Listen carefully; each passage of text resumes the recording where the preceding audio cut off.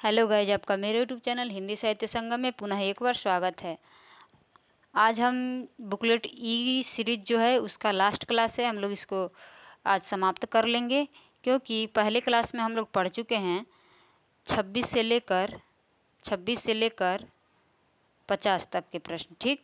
और दूसरे क्लास में हम लोग पढ़े हैं 51 से लेकर और 75 तक के प्रश्न। आज तीसरी क्लास है, इसमें हम पढ़ लेंगे 76 से लेकर 100 तक के प्रश्न, ठीक है। और हमारा ये जो है पेपर, ये भी हम लोग सॉल्व कर लेंगे। ये सीरीज ए का जो बुकलेट सीरीज ए है उसको भी हम लोग सॉल्व कर चुके हैं। जो लोग वो नहीं देखे हैं जाकर देख लें, वो भी 3 पार्ट में है, 25-25 प्रश्न करके बनाया गया है। मुझे ये सब पढ़ाने का मकसद ये है कि कहीं से कोई भी चीज़ ना छूट जाए जो कि बीपीएससी द्वारा पूछा गया है, ठीक है। क्योंकि इस बार जो है एग्ज़ाम बहुत ही टफ होने वाला है और कंपटीशन भी बहुत हाई होने वाला है, ठीक है। तो इसीलिए मैं सोची हूँ कि कोई भी चीज़ आपसे ना छूट जाए और आप तक न पहुंच पाए। मैं हर एक कोशिश करती हूँ कि जो भी प्रश्न है, जो भी ये चलता है दिमाग में कि हाँ यहाँ से प्रश्न पूछा जा सकता है, वो सब मैं आपको प्रोवाइड करती हूँ। तो जिन लोगों को इसका पीडीएफ चाहिए वो लोग इस नंबर पे मैसेज कर सकते हैं, 8737812839, इस पर मैसेज कर देंगे। ये व्हाट्सएप ग्रुप है, इसमें आपको जोड़ दिया जाएगा, ठीक है। इसमें आपको जोड़ दिया जाएगा और उसके बाद से वहीं पे आपको इसका पीडीएफ प्रोवाइड किया जाएगा। मैं जितनी भी क्लासें लेती हूँ, एससीईआरटी बुक की जितनी क्लासें ली हैं, बिहार एससीईआरटी बुक हिंदी, ठीक। हिंदी की जितनी भी क्लासें मैंने ली है, क्लास 6 से लेकर 12 तक, वो सारी पीडीएफ वहाँ पे पड़ी हुई हैं। आप लोग वहाँ जाके उसको दोबारा अपना डाउनलोड करके पढ़ सकते हैं और रिवीजन कर सकते हैं, ठीक है। अब इसके बाद से मेरा क्लास जो आने वाला है वो है एनसीईआरटी, क्योंकि एनसीईआरटी क्लास 6 से लेकर 12 तक हम लोग पढ़ने वाले हैं। एससीईआरटी पढ़ लेंगे, एनसीईआरटी पढ़ लेंगे, उसके बाद से साहित्य की क्लास चल ही रहा है। अभी हम लोग आदिकाल कर रहे हैं। आदिकाल में यहाँ आपको बता दे रहे हैं कि क्या क्या हम लोग पढ़ चुके हैं। आदिकाल में हम लोग जैन साहित्य पढ़ चुके हैं, सिद्ध साहित्य पढ़ चुके हैं, जैन साहित्य पढ़ चुके हैं और सिद्ध साहित्य पढ़ चुके हैं, नाथ साहित्य पढ़ चुके हैं, हिंदी साहित्य इतिहास की जो लेखन पद्धतियाँ हैं वो पढ़ चुके हैं।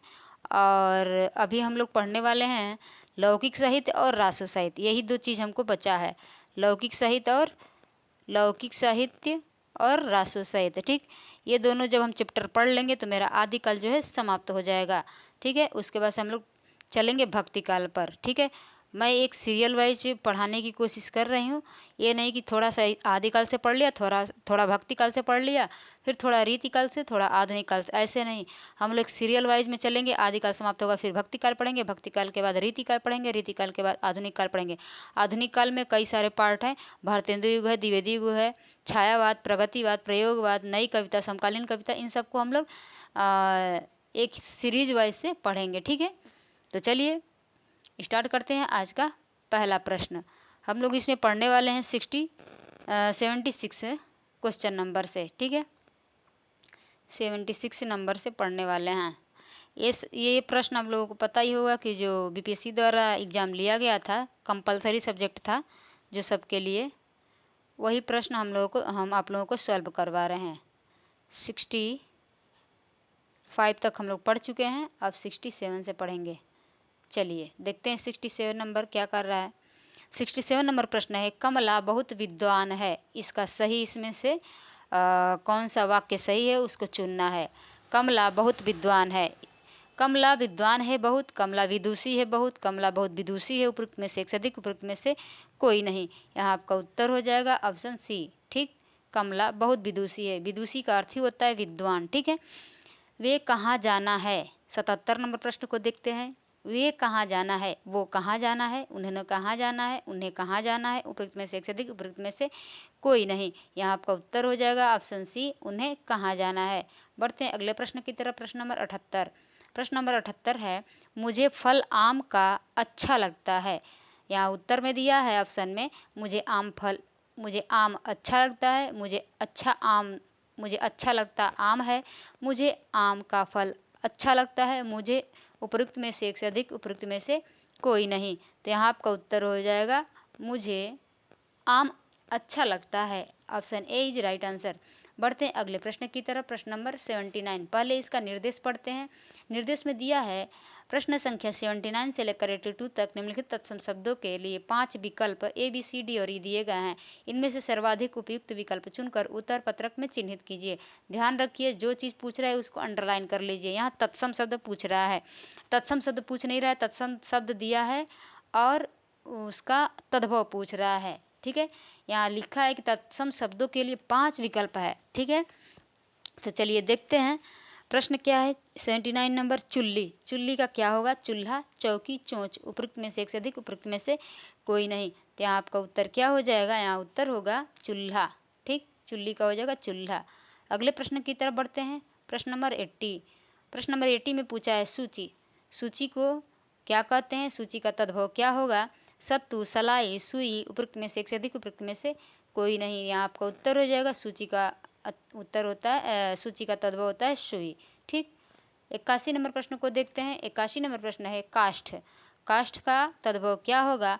कांटा, काठ, लकड़ी। उपयुक्त में से एक से अधिक, उपयुक्त में से कोई नहीं। यहाँ आपका उत्तर हो जाएगा ऑप्शन डी, उपयुक्त में से एक से अधिक, उपयुक्त में से एक से अधिक। क्योंकि काष्ठ का काठ भी होता है और लकड़ी भी होता है, कांटा नहीं होता। बढ़ते हैं अगले प्रश्न की तरफ। प्रश्न नंबर 82। 82 प्रश्न कह रहा है कि स्वर्ण। स्वर्ण का तद्भव क्या होगा? स्वर्ण का अर्थ होता है स्वर्णकार, सोना, सुनार। उपयुक्त में से एक से अधिक, उपयुक्त में से कोई नहीं। तो यहाँ आपका उत्तर क्या हो जाएगा? ऑप्शन बी, सोना होता है। ठीक, स्वर्णकार और सुनार एक ही होता है।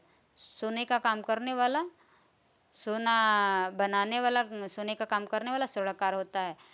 चलिए बढ़ते हैं अगले प्रश्न की तरफ। प्रश्न नंबर 83। 83 नंबर प्रश्न क्या कर रहा है? पहले निर्देश को पढ़ लेते हैं।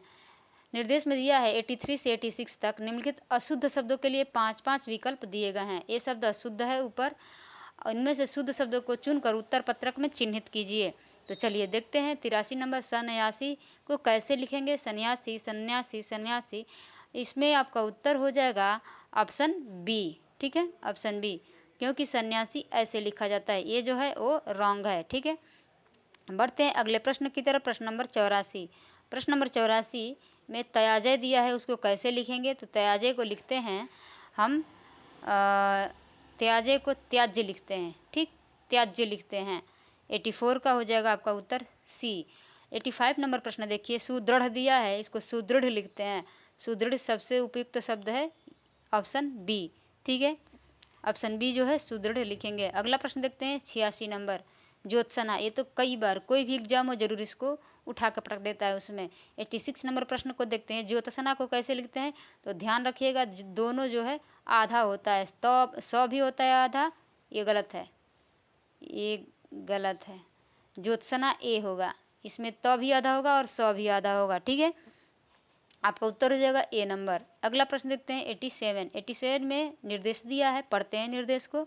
87 से नंबर तक निम्नलिखित वाक्य या वाक्यांश के लिए 5-5 विकल्प दिए गए हैं। इनमें से उपयुक्त विकल्प को चुनकर उत्तर पत्रक में दीजिए। यानी एक वाक्य दिया है, उसको एक शब्द में क्या कहते हैं वो लिखना है, अनेक शब्द के लिए एक शब्द। ठीक है, तो आइए देखते हैं 87 नंबर प्रश्न।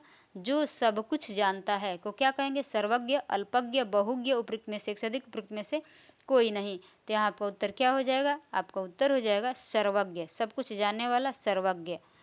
अगले प्रश्न की तरफ बढ़ते हैं। प्रश्न नंबर 88।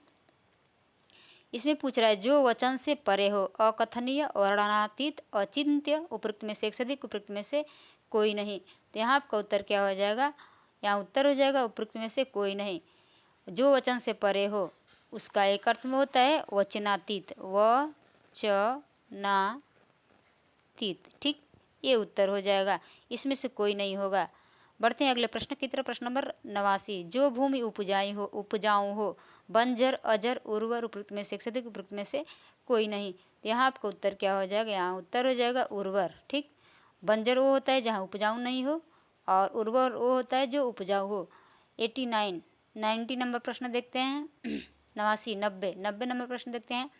जिसका इलाज न हो सके, अकरणीय, असाध्य, अल्पायु, उपरोक्त में से एक से अधिक, उपरोक्त में से कोई नहीं। तो यहाँ आपका उत्तर क्या हो जाएगा? असाध्य। ठीक, असाध्य हो जाएगा, आपका उत्तर हो जाएगा ऑप्शन बी। अगले प्रश्न की तरफ बढ़ते हैं। प्रश्न नंबर 91, इसमें निर्देश दिया है, आइए पढ़ते हैं। 91 से 95 तक निम्नलिखित मुहावरों लोकोक्तियों के लिए A B C D E और ई के रूप में 5-5 विकल्प दिए गए। इनमें से उपयुक्त अर्थ को चुनकर उत्तर पत्रक में चिन्हित कीजिए। तो यहाँ पे मुहावरा लोकोक्तियाँ दिया है, उसका अर्थ बताना है कि क्या होगा।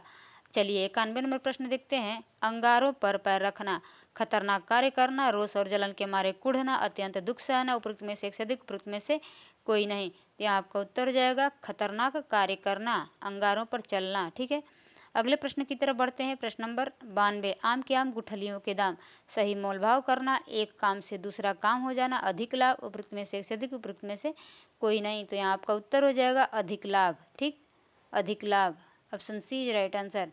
93 नंबर प्रश्न देखते हैं। आगे नाथ न पीछे पगहा, मूर्ख धनवान, माँ बाप का न होना, किसी तरह की जिम्मेवारी न का न होना, उपरोक्त में से एक से अधिक, उपरोक्त में से कोई नहीं। तो यहाँ आपका उत्तर हो जाएगा किसी तरह की जिम्मेवारी का न होना, option C is right answer. अगले प्रश्न की तरफ बढ़ते हैं। प्रश्न नंबर 94, प्रश्न नंबर 94 क्या कर रहा है कि कान देना, कान देना का क्या हो जाएगा? अर्थ दंड देना, बिल्कुल ध्यान न देना, ध्यान देना, उपरोक्त में से एक से अधिक, उपरोक्त में से कोई नहीं। तो यहाँ आपका उत्तर हो जाएगा ध्यान देना, कान देना यानी ध्यान देना। ठीक है, 95 नंबर प्रश्न देखते हैं। गूंगे का गुड़, अवर्णनीय दुख, अवर्णनीय सुख, निंदनीय कार्य, उपरोक्त में से एक से अधिक, उपरोक्त में से कोई नहीं। तो यहाँ आपका उत्तर क्या हो जाएगा? ऑप्शन बी अवर्णनीय सुख। ठीक है, गूंगे का गुड़ का शब्द का प्रयोग किए हैं इसमें भक्ति काल में तुलसीदास। ठीक है, अगला प्रश्न देखते हैं। प्रश्न नंबर 96, प्रश्न नंबर 96 क्या कर रहा है? यहाँ पे गद्यांश दिया गया है 96 से 100 तक। लिखित उत्तर को ध्यानपूर्वक पढ़िए और पूछे गए प्रश्न के लिए ए बी सी डी और ई में से सही विकल्प का चयन कीजिए। तो देखते हैं अवतरण को। पुराणों में देखा गया है कि तप देवता करते हैं, तप यानी तपस्या, तपस्या देवता करते हैं और राक्षस भी, ठीक, दोनों लोग करते हैं। जिस किसी को कुछ भी सिद्धि प्राप्त करनी है, तप के बिना कोई चारा नहीं है। इसमें उसकी नियत अगर सात्विक रही, सात्विक यानी अच्छी रही, तो उसका और दुनिया का भला होता है। अगर उसकी नियत बुरी रही तो वह सारी दुनिया का नाश भी कर सकता है। मनुष्य ने एटम बम, हाइड्रोजन बम जैसे अस्त्र तैयार किए, यह सब मनुष्य की तपस्या का ही फल है। इस आसुरी तपस्या से दुनिया का तो नुकसान होता ही है, लेकिन ऐसी तपस्या करने वाला स्वयं आत्मनाश की तैयारी करता है। यहाँ दिया गया है प्रश्न, उसको ध्यान से देखिए। कोई चारा नहीं से तात्पर्य है कई रास्ते होना, दूसरा रास्ता न होना, सही रास्ता होना, उपरोक्त में से एक से अधिक, उपरोक्त में से कोई नहीं। यहाँ आपका उत्तर हो जाएगा कोई चारा न होना यानी दूसरा रास्ता न होना। 97 नंबर प्रश्न को देखते हैं। 97 नंबर प्रश्न है, नियत से तात्पर्य है इरादा, सोच, अनिश्चय, उपरोक्त में से एक से अधिक, उपरोक्त में से कोई नहीं। तो यहाँ आपका उत्तर क्या हो जाएगा? आपका उत्तर हो जाएगा इरादा। ठीक, option A is right answer. बढ़ते हैं अगले प्रश्न की तरफ। प्रश्न नंबर 98, प्रश्न नंबर 98 में दिया है कि सात्विक नियत से क्या होता है? सात्विक नियत से क्या होता है? दुनियादारी, दुनिया का बुरा, दुनिया का भला, उपरोक्त में से एक से अधिक, उपरोक्त में से कोई नहीं। यहाँ आपका उत्तर हो जाएगा सात्विक नीति से, नियत से दुनिया का भला होता है। ठीक है, बढ़ते हैं 99 नंबर प्रश्न की तरफ। आसुरी तपस्या से मनुष्य ने क्या बनाया? शांति, एटम बम, हवाई जहाज, उपरोक्त में से एक से अधिक, उपरोक्त में से कोई नहीं। तो यहाँ आपका उत्तर हो जाएगा एटम बम। आसुरी तपस्या से मनुष्य ने क्या बनाया? एटम बम बनाया। बढ़ते हैं अगले प्रश्न की तरफ एंड लास्ट प्रश्न है 100 नंबर प्रश्न।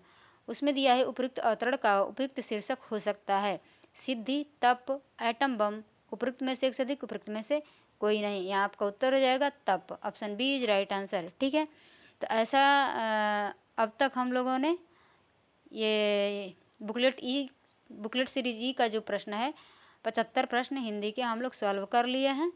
ठीक है, तो ये प्रश्न आप लोगों को कैसे लगे कमेंट बॉक्स में ज़रूर बताइएगा, और मेरे पढ़ाने का तरीका कैसे लगा ये भी बताइएगा।